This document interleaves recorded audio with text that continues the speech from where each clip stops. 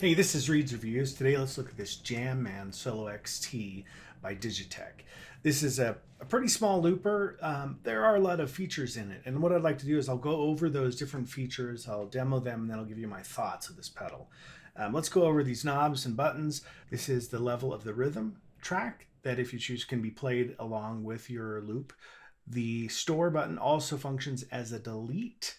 The setup kind of contains all of the basic setup features. We'll go into those in a second. Tempo, it's the tap tempo button. The loop level is the playback of the loop that's already been recorded. There's up to 200 tracks that you can store in this, and this is the display for that. You have the up and down, and this will move the track levels up and down. Also, when you're doing setup, will be how you change some of the settings. We have a loop LED, a single LED, and a card memory LED. The loop LED is to signify on playback if the track is going to be played again and again and again in an infinite loop. The single LED is to specify whether a track is recorded to only play back once and then stop. And then card memory, if you have an external SD card, you can put that in this, and when you're going through the different tracks, when you pass 200, it will go into another 200, and this light will come on, and it will let you know that, hey, this track that you're recording is going to be stored on the card. So there is the additional 200 that can be stored on a card in addition to the 200 tracks that can be stored on the pedal. Great. So now let me go over what's in the setup. The first item is behavior of the playback, and it coincides with these two LEDs. This is for loop. So when you play back, is it going to go in an infinite loop for each of or for the track that you're playing? Or are you going to have it play single and then have it stop? In other pedals, they might call this one shot. So basically you do a recording, and then at the end of that one track, it will stop and not repeat it. Tempo, this can be changed through these up and down buttons here. Time signature. This pedal has a little bit more than some of the other pedals that I've seen as far as loopers go. As far as time signature control, this goes from 2 to 15. So basically, you aren't stuck with the basic 3/4 or 4/4 that may be the only options in other pedals. The rhythm, this is the various rhythm tracks that are stored in the pedal. The bottom is off, and then there's 9 different basic rhythm tracks. The stop behavior, so when you're playing back and you want to stop, you'll double click here, and you can specify it to finish basically that track that you recorded. So it'll go to the end of that loop. You can specify it to fade, so when you stop playing back, it will just kind of gradually fade out. It won't finish to the end of what you'd recorded. And the other is instant. And I'm going to leave it on instant because I kind of like that, just to be able to have the ability to stop it instantly when I double press the button here. All right, so reverse. I think this is kind of gimmicky. Some people might use it. A lot of the pedals, looper pedals, have it. Basically, we'll take the recording that you've done and play it in reverse, so it sounds, kind of, funky and whatever sound you want it to sound like in reverse. The next item is auto record. And auto record is a cool feature because if you depress the foot switch to start recording, it will listen for an input signal to come through before it begins recording. And I really like that. I think it's a cool feature. You can either turn it on or off. I'm going to leave it on. That's what I like. And pedal is basically saying, hey, do you want to be able to use the pedal here as a tap tempo? I'm going to leave it off just because it kind of muddies the waters a little bit on what the pedal or foot switch is going to be able to do. I can set the tempo by clicking here. I can also set it manually, as I showed you earlier. So I'm going to go ahead and leave that off. And then the last item here is basically the recording playback sequence. And what this is when I'm hit record, what's going to happen the next time I depress the foot switch? The P in this case stands for play, and the D stands for dub. So the way that it's currently set up is after I hit record, the next depress will be basically stop the record, but it will go immediately into playback. And then if I press it again, it will go into the overdub. That is the way that I like it. The other option here is to, after you've got it in the record mode, and when you press the foot switch, it will immediately go into the overdub. You push it again, it will go into playback. So you can pick which one you want, but it's important to realize what it's set to, or you can kind of go crazy, you know, just pounding on the foot switch, trying to get to either a playback or overdub. But if you know that you can set this in the setup, it's going to really, really help you as you try and kind of conquer this pedal.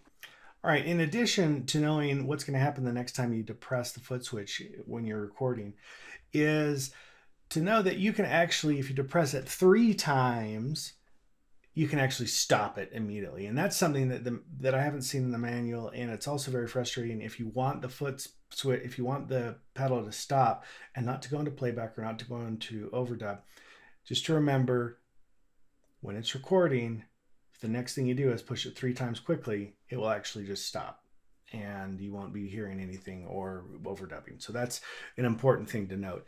Another thing to note is when you're playing back, the way to stop the playback is to do a double tap on the foot switch. If you have something that's recorded and it's not stored, it basically, if you haven't stored it, or if it, when you're doing an overdub, if it's the latest overdub, and a way for you to undo kind of that last recording is you would push this and hold the foot switch down, and it would peel off that last recording.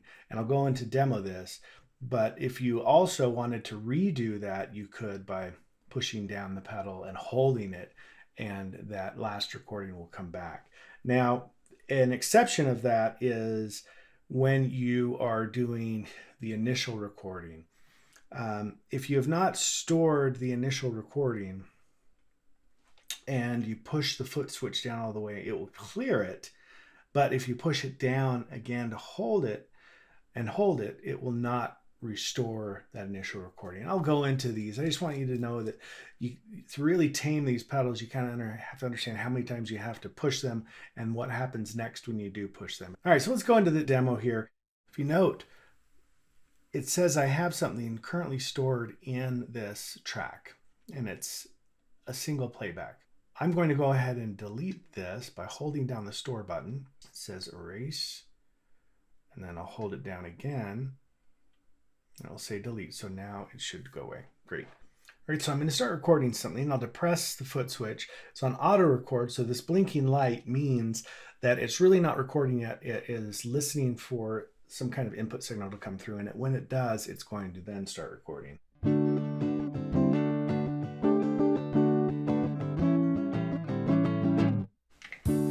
And like I said, in order to get it to stop immediately, I got to push it 3 times. So now we have something that is recorded, but it's not stored yet. If I want to store it, I'll go ahead, push this twice.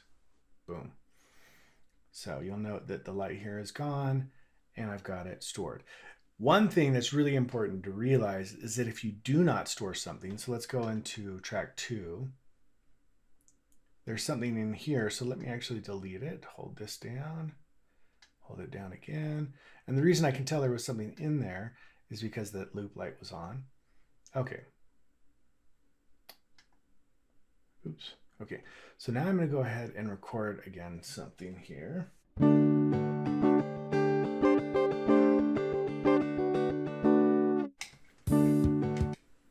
Okay, because this light is on, it means that, hey, it hasn't been stored yet. It's kind of a warning light. If I were to play it back, I could hear it fine. But if I don't store this before I move to another track, boom, it's going to be deleted. Now check that out. It's gone. There's nothing there. I can't get it back. It's lost forever. That's something to be super aware of, because if you spend a lot of time into kind of recording a bass track, you can lose it unless you hit the store button. Make sure that's saved. Let's go back to this track 1. So if I want to overdub, I'm just going to go ahead and push this twice.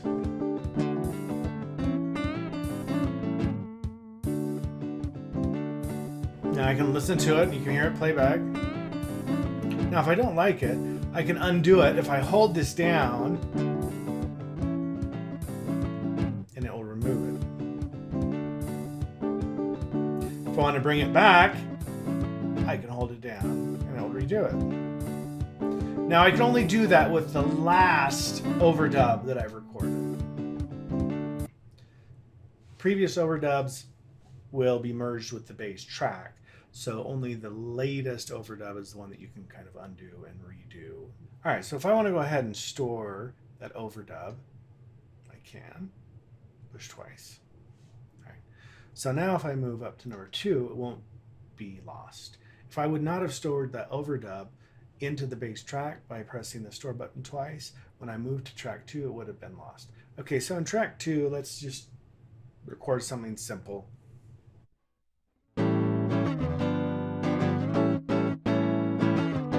Okay, I'm going to stop that. And let's go ahead and store it. What I want to show you now is kind of how to play sequences of tracks. So I can go to 1, I can play it. Now, if I want this to move to the second track, it will do it if I push the up button here, and it will do it at the end of the current track. There you go. And I could continue to do that if I went to number 3, or if I wanted to go back to 1, it should do it. Okay, so hopefully that's helpful. Another important thing to realize with this is the quantization. In order to make sure that it is auto-quantized, or meaning the pedal takes what you play and kind of forces it into your timing signature and tempo, is that you need to set ahead of time the tempo and the time signature before you start recording. If you don't, then you're at the mercy of your own self being able to stop on point at the last downbeat of the last measure that you want recorded, so that when it plays back, if you add rhythm to it, you will hear it be in sync. If not, your playing will be out of sync with the rhythm, and I'll show you that right now. So I moved it to 3. Let's go ahead and we're going to start off with a tempo. Okay, so I've got a tempo here. I'm going to start recording something.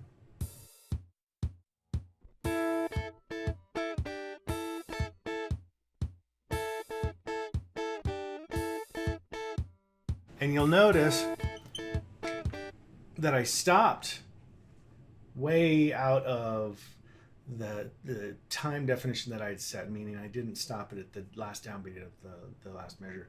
And so because it's auto-quantized though, when I play it back, it will take and it will kind of cut off the last bit of the track that I was recording and force it into kind of the right tempo and time signature.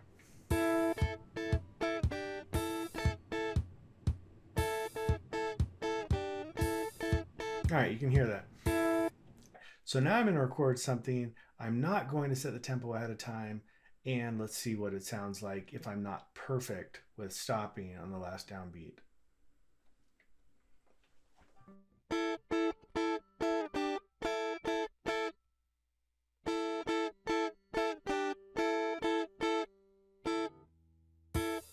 You'll note I did an extra beat there on the end, so let's hear what it sounds like. You can hear it already getting out of whack because I wasn't playing perfectly.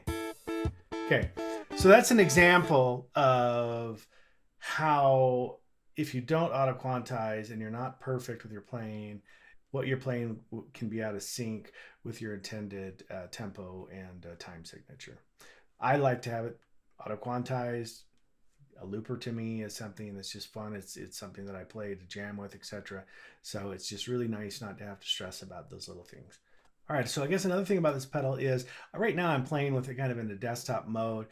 Something that would be really nice is, you know, if you're going to have this, is to have the external foot switch, and then that will let you kind of control the track up and down Also, you can have it so it changes the stopping and starting of your recording. So that's a nice feature to have. In general, do I like this pedal? Yeah, I think so. Would I recommend it? Yeah, it's a pretty basic pedal, but at the same time, it has enough features to let you play additional or play several different kind of drum rhythms along with what you're playing. It also lets you specify whether you want kind of a single shot or a single playback versus a loop. It lets you play sequences of loops by moving between the different tracks. And I say in general, yeah, I recommend it. It doesn't have all the bells and whistles, but sometimes those can get in the way. So if you're looking for something to kind of jam with at home and to have fun with, this is a good option. Hey, if you're into effects and you love guitars, go ahead and subscribe to my channel. I'm constantly reviewing older and new pedals, and when I do, you'll be the first to know. So thanks for watching, and we'll talk to you later. Bye.